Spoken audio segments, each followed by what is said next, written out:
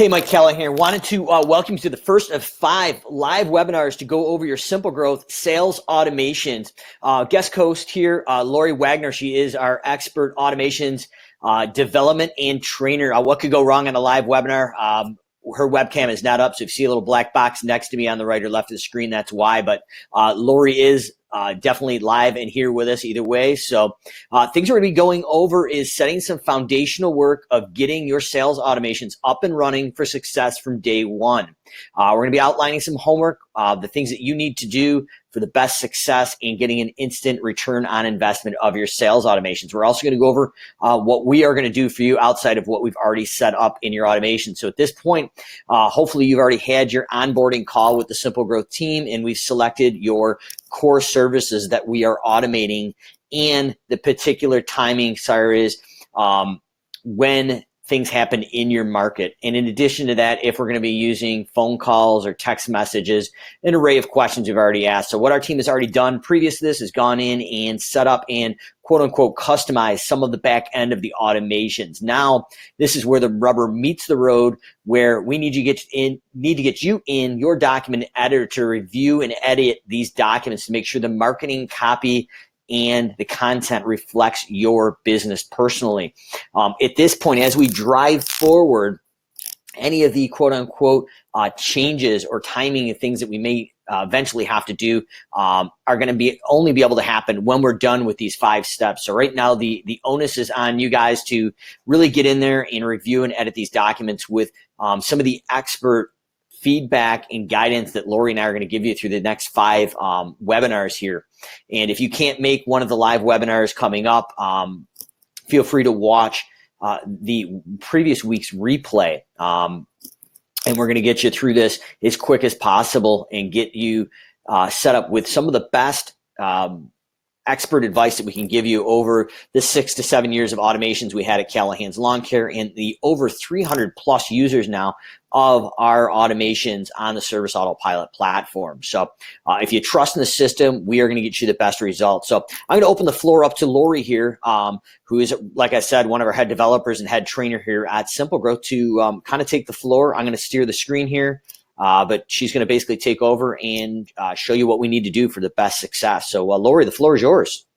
Okay, thanks, Mike. I really apologize for my screen share not working, but we'll see if we can't iron that out for future webinars.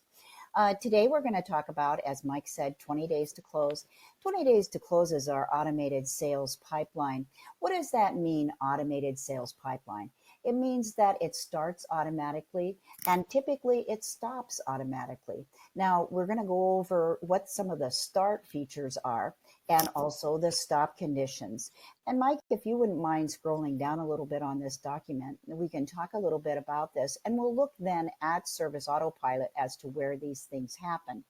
The main start condition for 20 days to close, it starts automatically when a draft estimate is changed in terms of the overall estimate status from draft to sent.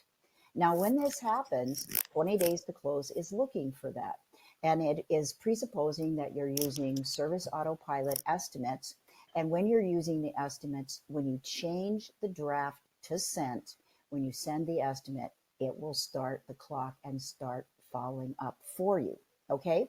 Now, there is a note there that there's an alternative to this. Some people are not yet using Service Autopilot estimates for their estimating process. You can launch this from a form. However, our default, it is configured both ways. However, the best practice is to have it automatically launch for you. That way, it's part of your workflow. It's one less thing for you to remember. So if we go to the estimate, please, Mike, we can take a look at an estimate and just see that the overall estimate status would change from draft. You would create the estimate, you would save the estimate, and then at the very top there where it says sent, that's the overall status of the estimate. Okay. So thank you, Mike. That's what happens. Now, in terms of when this is in production mode, when it's ready to go, we will put a reentry filter on this so that the same person, the same client or lead cannot enter the pipeline a second time with another estimate. Or if you change the estimate, you change it from draft back to, from sent back to draft and then resend it to them, it will not trigger a second time. Okay, so what happens then is that as part of your regular workflow, you do your estimate as you normally would. You send it out to your client or lead as you normally would, and 20 days to close picks up from there. Now, that's how it starts. Now, how does it stop? It automatically stops based again on the status of the estimate. When an estimate changes from sent to won, then 20 days to close knows that, and it will stop the automation from going forward. Now, if an estimate changes from sent to won, that can happen automatically if your client or lead accepts the estimate online.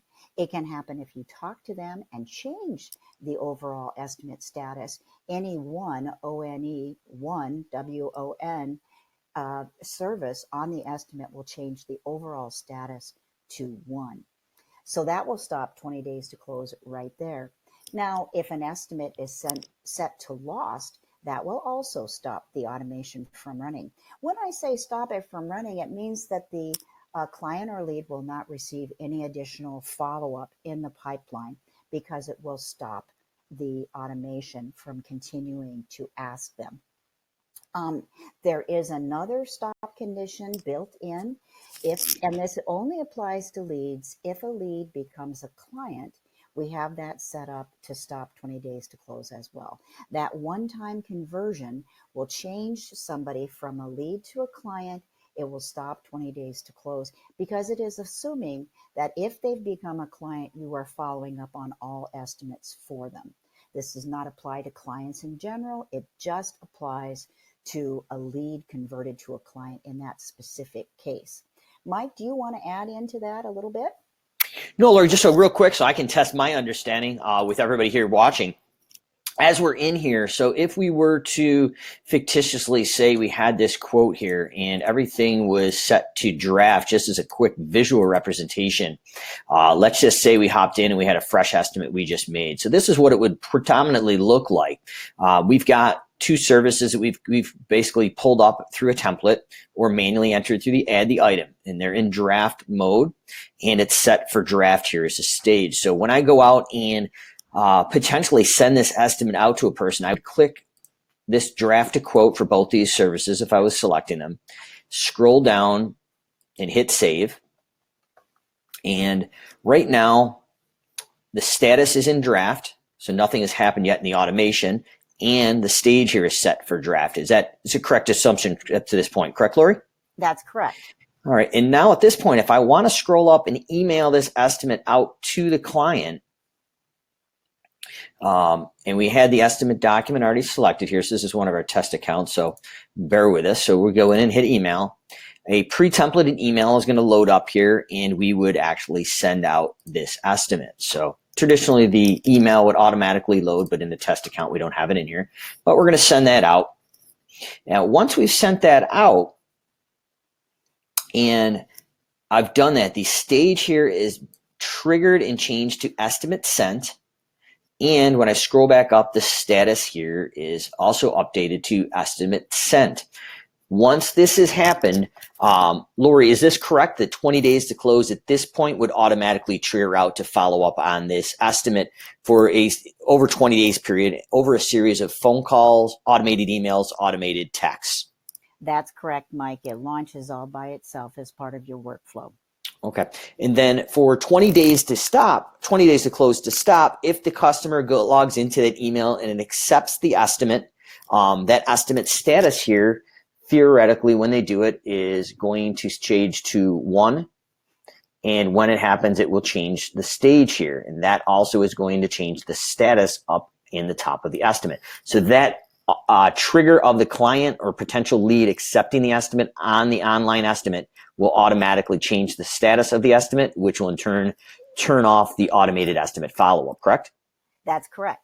All right. Conversely, if I am on the phone closing the sale and I scroll down and manually click quote to one and hit save, that is also going to change that status to close one and status. So whether they accept the estimate online and win it, or you close them over the phone and change the status to one, that will also close 20 days to close.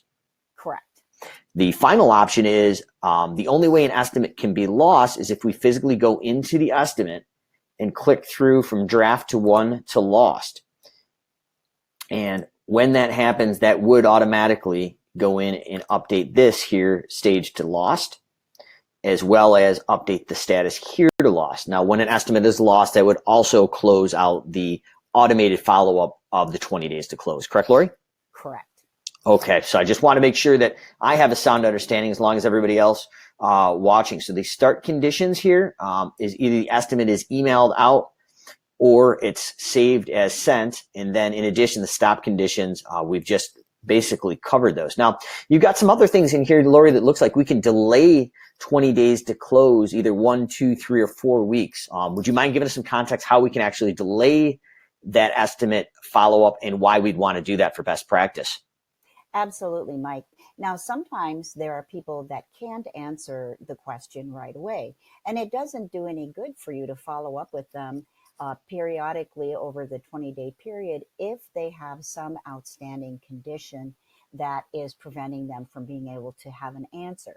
Say, for example, Mike, you've requested an estimate, but you're working with your homeowners association to gather multiple estimates, and you're not having your meeting for 3 weeks. So even if I asked you on a daily basis, much less, spaced out as this is with different actions, you wouldn't be able to give me an answer. So the way that you can allow for this is to be able to delay 20 days to close. What that means is you can go in and you can say, I want to wait 1, 2, 3, or 4 weeks. And the way that you would access that would be through the auto assist. Now we've got our lead here, Cauliflower, and we've got her record here, and the auto assist button is directly to the right of the name and the normal edit button. Now, if for some reason you don't see that gray auto assist button, that's a permissions issue, and you need to go in and make sure that whoever your administrator is for your account within your office or business is able to give you the ability to see the auto assist area. Okay. And what the auto assist is, it's a fancy name for just a form shortcut area. So what you can do here is group commonly used forms by category. In this case, we have sales forms. And then we have 20 days to close delay only button. Now, I want to stress that it will turn off automatically. However, should you want to delay it, then you can go to this form. It will show you the information about the contact just to make sure that you're in the right location. And then it will cruise on down, please, a little bit there, Mike. And this actually is a different form than I thought. Gracious. But that's okay. This is our test instance, and this is what you would see. You would not see the option to send the estimate or to pick a specific service because we are phasing out the master sales form. So that's probably not a bad thing that this came up. Alrighty, so concentrating in here, you do have the ability to apply a stop here if you must, if you feel like you want to right at that minute. Did not buy stop, bought stop, or communicating 1, 2, 3, or 4 weeks. So when you do that and submit this form by clicking on the submit button at the bottom of the form, then it's going to simply delay this and follow up later. Now, it takes people out of the main follow-up sequence and puts them in a special delayed sequence, which after the allotted amount of time or the selected amount of time has transpired, we'll go ahead then and send an email to them to warm up the contact again, check in with them, and then if you haven't heard from them, it would schedule a phone call. That's the default behavior. Beautiful, Lori. Appreciate the detail on that. And next thing we're looking at is in 20 days to close. There is three main types of communication that we're looking at. And through the 6 or 7 years at Callahan's Lawn Care and the 300 plus people to date here that are running through the sales automations, our best practice is we've built in and highly recommend utilizing automated emails and automated text messages live inside Service Autopilot automations. The third type of communication that we've already talked about with you on your original onboarding call is the ability to make phone calls. Those come up as to-dos with a written call script letting you know who you're reaching out to with the contact information and how many days previous the estimate had been submitted. And based on our onboarding call previously, they were either assigned to the sales role or the CSR, which is the customer service representative specific person. And why this is important is the three types of communication that we've found historically to have the best conversion rates is some consumers prefer phone calls, emails, or text. So each communication medium is basically attacking it at a different angle and hopefully a preferred communication of your consumer. So basically, we're trying to hit them across different platforms to have better interaction and have a better closing ratio. And as we continue to test this and evolve the system, the best practice that we saw was phone calls through a to-do, emails, and text messages. Anybody who is watching this who's opted in for the Send Jim ringless voicemail bombs, we do ask that you at least at this point go in and build out your call script, because that is going to be a great template or blueprint to base your ringless voicemail bombs on. But the ringless voicemail bombs and the Send Jim integration will be completed after we get through our 5 steps of the webinar 100%. So right now, to utilize the system as it is before that is set up, we highly recommend, pretty much require that we do get these documents completed to their fullness so we can move on to the next step. And Lori, I know you have some insight on the 3 different types of calls and different types of documents that we have to go in and look at and edit for 20 days to close. So if you can give us some background on the types of documents and some of the things we're looking for, and I can obviously chime in on some of them, because especially the day number 2 email that looks like from your iPhone is a really important document in our selection that we're going to be giving these people. Absolutely, Mike. So what we've got in terms of phone calls, typically we front load the process with 2 phone calls, one at day 1, one at day 3. And the reason why we do that is because we want to make sure that there is a personal element here. Now, there is the option to turn these phone calls off should you not be able to make them in the office. Everybody has a different ability to follow up on things. Each office is a little bit different in terms of the amount of staff that they have and whether or not they can make these phone calls. Mike, I think that your personal experience in your business is that people do respond to at least getting a voicemail from you. A lot of times phone calls are set up to you make the phone call, but people don't answer. There's a lot of reasons why people don't answer. Now when they're on their home or on their cellular line, they may look at the phone number and say, I don't recognize that number. I'm not going to pick up, or I'm busy, and it will roll to voicemail. Or I called one friend the other day and I called them twice. And they said, oh, we never answer our home phone unless the same caller calls twice in a row. So people are funny with their preferences in terms of how to reach out to them, but often you are leaving voicemail.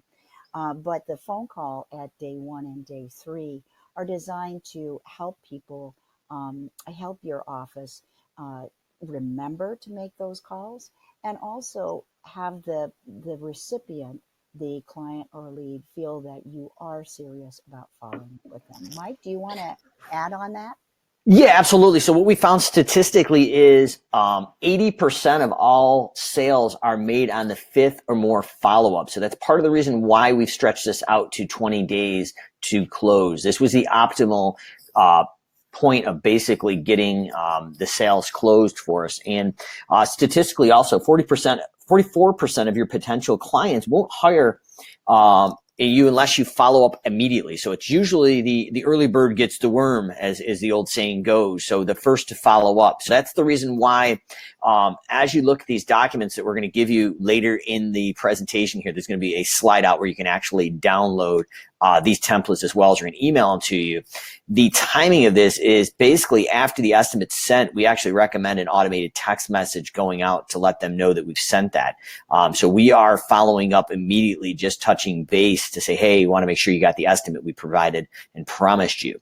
And as you look down the type and timing here, there is a rhyme or reason. This is best practice, and we really strongly recommend you follow the best practice for at least the next 20 to 30 days. At that point, for some reason, if we need to make a change, we'll do it at that point. But 99% of the people who followed our best practice that has a lot of historical data behind it, maybe 1% has changed it after that. So we really want to keep you in the recommended model because you've hired us to essentially take your life back from your business and create predictable workflow that can either hold yourself accountable or your office staff or your virtual assistant. So by sticking to this standardized workflow, we are hitting the statistics of creating a better closing ratio. Most clients that hire Simple Growth at this point that use just the 20 days to close process can see their closing ratio almost double. So this is why it's so important to follow this timing and the combination of communication medium. So I don't know if I answered that, Lori, but I know that the success that we've seen with a lot of our clients is due to following the basically proven model and not recreating the system or adding more confusion or more work to the process. This is a streamlined system that is scalable to even 1,100 to 1,200 estimates a month as we did in Callahan's. Yes, Mike, absolutely. Now, one of the things that we have heard from people when they're initially getting ready to use 20 days to close is, oh, I just mark it on my hard copy calendar and I like to do that, and then I can remember to do the sales call. The ability to assign the calls to, using a to-do is really, really helpful because that means that you can then delegate that to somebody else. You don't have to remember to write it down. You don't have to remember to do the call. The system will remind that for you. And as Mike has already talked about, you can assign the sales call to anyone who has the role of sales, anyone has the role of CSR. In some cases, we do assign to a specific individual, but that's not typically the norm. We usually assign to a role. And then those phone calls can be followed up on by anybody who has the time to make the call. Now, in the to-do area, you will see these to-dos all come out as the same type. They're sales call follow-ups, and they always are assigned the same way. And so anyone, even if you hired, say, someone part-time just to make phone calls, they would be able to go in, follow up on each and every estimate. They would be able to have a script available to them and work through the list without having to take up more of your office time. And that's where we're seeing some people use Pink Collars and other services to be able to take that burden of making the phone calls right off of your office staff, you and your office staff. Does that make sense, Mike? Absolutely, Laura. Couldn't have said it better. So just to put this into context, and I think the next step would probably be, let's take a look at these documents and see where they live and how we edit. And we'll get some best practice in here so we can kind of get this homework done in the next 5 days to get this thing up and in test mode so you can see the feeling of how this runs. But as we're looking at this, a lot of times people want to know, where does 20 days fit into the sales automation? The biggest misconception is 20 days to close is the whole process. 20 days to close actually is just a small portion of the process. So when somebody calls your office or hits the website, we've entered them into the system. They're potentially getting this lead letter here. We've got the short-term pre-estimate education. And then once the estimate is submitted, this orange area is 20 days to close. So as we scroll down here, this is the exact area right here in the orange that we pulled down, and in the downloadable PDF, we are going to have a much clearer version of this so you can see the timing, the type, and the document name. And homework for success, we're looking to get this done for edit and review the documents done in the next 5 business days after you get off this webinar for success. And as we scroll up, we've got a little bit clearer version of that document naming convention and when they're in use. So basically, I think the next step, Lori, would be is to actually go into the document editor And that is located under the gear icon. And if you type in DOC, we go to Documents. And we want to go to Name and Description and type in TD dash, and that will pull up all of your 20 days to close documents all on one screen right here. And Lori, I'll let you go over the naming convention and the different types of documents and why we have in use and recommended on the outside of this, because that's a big question usually. Right, Mike. What we want to do is make it clear what document is used at what point in what automation. And it's a little bit nerdy, but that's how I roll. We have all of these documents indexed in essence, or cataloged. So if TD dash, leading with TD dash, means that it's 20 days to close. And then it's going to tell you exactly what is going on at what day. So in this case, TD dash is the start of 20 days to close. You see the day one call script there. You're able to know that this is in use and recommended. We've set this up. Now, there are other documents available in 20 days to close. We are only showing you the active ones because this is our default configuration. And we've heard from a lot of people that, hey, I only want to look at the documents that matter to me. If something is inactive and I could use it later, that's great, but I only want to see the ones that are in use and recommended. All right.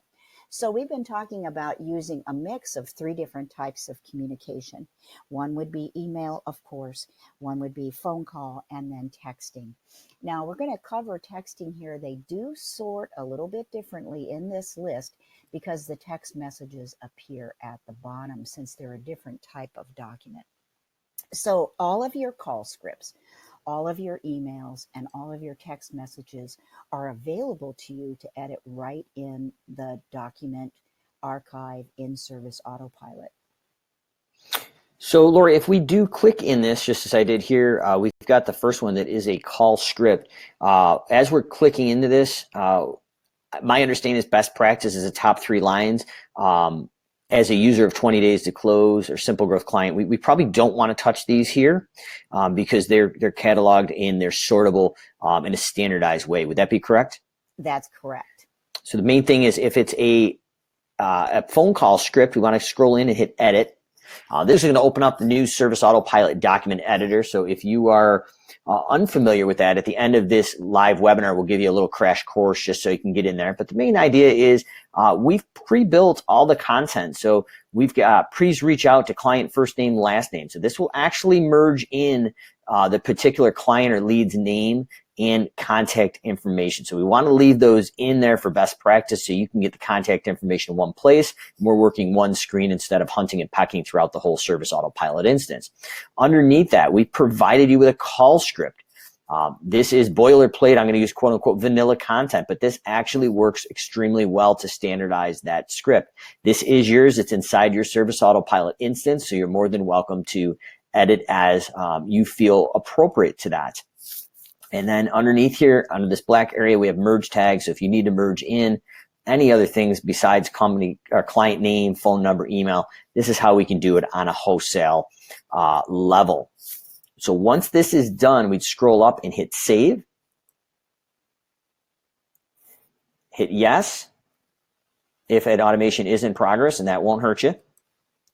And scroll over and hit close, and that will automatically update the automation and the document. So that document now will be updated live inside the automation. So the benefit of that process is it's going to allow you to update and control the inside of the automation without ever having to go in there. So we're protecting you from creating any issues in the automation, but we give you control to update your documents 24/7 live in the automation. So after we've done that, that is a call script. The next document type is an email. And to get that screen back, I went to name and description, put 20D TD dash in there. And then we're going into an email now. And in the email, same exact thing, the top 3 lines, you don't want to touch that. The bottom 4th line here is actually your email subject line. So if you want to change that, feel free. These are your documents to edit and own now. Once that's done, we'd go to edit. And the same exact thing, but we've got a email now that's going to look just a little bit different than the document that we've had. Now, this is the one document that we are going to recommend highly recommend that you leave it plain text. Do not add any logos to it. And this email by itself, it looks like it's sent from someone's iPhone from the office. This email closes on about 20% in itself. So you had 100 new clients this month. On average, 20 would sign up just by seeing this one email. So best practice, in my personal opinion, is don't mess with this email. Leave it as it is. It is a gold mine. But if you do feel the need to change it and that doesn't fit your workflow or model, by all means, at this point, this is your document and you own it. So absolutely go feel free and take care of that. I'm going to hop back out and just pull up another email just so we can see the structure of it, because it's just a little bit different here. So once again, we're going to name description, TD dash. And Laura, if you have any input, feel free to hop in and chime in as well for sure, because you're a master of these as well. So I want to just make sure that I'm not cutting you off. But same thing, top 3 lines, we're going to leave those alone. And this is the email subject line, permission to close out the estimate. And we're going to hit edit. And this is going to pull up the actual email itself. And we've got, it merges in the client name, and just wanted to know, to touch base, we are going to close out your estimate or active estimate. If you have any questions or would like to accept the estimate, let us know. So as you're reading some of this context, yes, some of it is vanilla content, but it will give you the idea of what we're driving for. This is one of the last emails, if not the last email before 20 days to close, basically has your team close out the estimate physically because it's been open for more than 20 days. So the idea of an email such as this is it's going in and trying to create urgency or scarcity. So we're trying to get them to basically commit yes or no, and basically we're trying to say that this estimate is going to expire. So if you don't want to go through the estimate process again, let us know where you're at. So you may want to tweak some of the marketing content or verbiage, but keep an idea of what we've got in there. Even if it is vanilla content, it is going to give you some guidelines for best practice for converting more sales. Laura, do you have any other feedback on emails or call scripts up to this point? And then we'll dive into text messages. I do have a couple of things to mention. One is that 20 days to close is designed as a generic. It's not designed to follow up on any particular type of estimate or service. It's designed to follow up on one to many estimates in that. Say, for example, I were to create 3 different estimates for someone. The first estimate that enters the pipeline is the one that drives the follow-up. And it would be following up with that person for any estimate that's open or any service. So you want to try to keep, as Mike was saying, the content on the generic side, because it doesn't matter to 20 days to close what's on the estimate. You could have 1 service, you could have 3 services, you could have 15 services. Doesn't make any difference to 20 days to close. What it's going by is whether or not that estimate is open, okay, if it's been sent and is still active. Now, the effect of do you want to close out an estimate as active? Again, that's a gentle push to get people to decide. Maybe they've been on the fence about it, and this is just a gentle push to say, hey, we're going to stop bugging you. Do you want this service? And then that does often help people make a decision because they think, well, maybe I better just bite the bullet and do this or not. And so often they will tell you one answer or the other at that point, just based on this gentle push. Another thing is that you do not actually have to close out the estimate. There are to-dos assigned for in the follow-up to 20 days to close for the in-staff follow-up. It will tell you that an estimate has been lost, and you can mark the estimate as lost just to remember to go back and mark those estimates so that they're not all in the same status as sent. But if somebody goes all the way through 20 days to close, I guess I left out a stop condition. It will stop itself when they run fully through the automation. Awesome. Great insight on that, Lori. So we tackled the call scripts. We've tackled emails for best practice. So the last one we're looking at here is if we close this out, text messages are just a little bit different as far as the document. So once again, just for repetition, we're going up to name description here is select a filter. We're going to go TD dash. and hit enter. And if we scroll all the way to the bottom, we have text messages. Hey, Mike, I just learned something the other day. If you hold down the control key on your keyboard and click on the document, it will pop it open in a new window and you don't have to do the search again. Oh, okay. Let's try this out here. Yeah, let's give it a try. Control and click. Look at this. It opened it in a new window, and then you have that is huge for me. I learn something new every day. So we have live webinar magic here. Let me pull this up here. Oh, I don't know if it worked. There we go. There we go. Perfect. All right. And we've got basically the top 3 lines again. Once again, we don't want to touch those. They're linked back to the automation. So by clicking these, we can potentially break the link to the automation. So we want to leave these 3 alone. But as we go in here, we can go in and you can go in and actually edit the document as you want. So this is the actual text message. You can put whatever you want in here. We've given you some best practice. Only thing is here, it's limited to 1,500 characters. And when you're done, you'd hit save. Any of your merge or personalization tags now, unlike the email editor or document editor, is now under personalization. Any other insight on the text messages, Lori?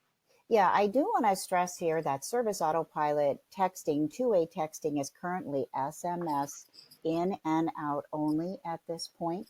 There is no ability to forward it to a different text number. There's no ability to send pictures in right now. This is strictly SMS in and out. They can't call this number. So our best practice in terms of language is to say, if you don't see your estimate, for example, or if you have questions about your quote, text us or call us back. And we used to talk about using your fingers to walk through the yellow pages. Now I think it's people's thumbs. So it's right under the tip of their thumb, if you will, to press the company phone number and give you a call back, because it is text in and out through the message center only. Beautiful. So as we kind of finish this up, just to lay down some foundational homework, once again, we're looking at basically wanting to get these documents and your homework buttoned up here in the next 5 business days. So we're going to go in, we're going to ask you that you go in and edit all these documents or review them in the document template that we're going to be sending you. So you're going to be getting this right now in a few minutes or momentarily here. Once I get this off on the screen, you're going to be able to download this document template live right here in this webinar, as well as we're going to be sending out an email with some finer details. But the idea is that you complete and edit all these documents, and then we're going to have a basically a form or some communication coming through to you via email to let you signify to us that you've completed your homework. So basically, you're going to be able to check something off and let us know that all those documents are ready and you're ready to move on to the next step. If you want to fast track your onboarding,